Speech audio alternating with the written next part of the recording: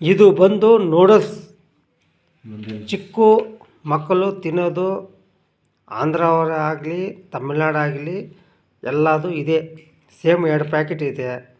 ಇದು ಬೇಕಾದರೆ ಬೆಂಕಿ ಇಕ್ಕಿದರೆ ಸೇಮ್ ಇದೇ ಥರ ಹಚ್ಕೊಂಡು ಬಿಡ್ತದೆ.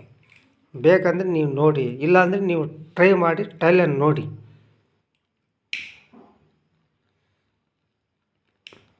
హౌరేక్ జిల్లా హౌరేక్ జిల్లా ಇಲ್ಲಿ ನೋಡಿ.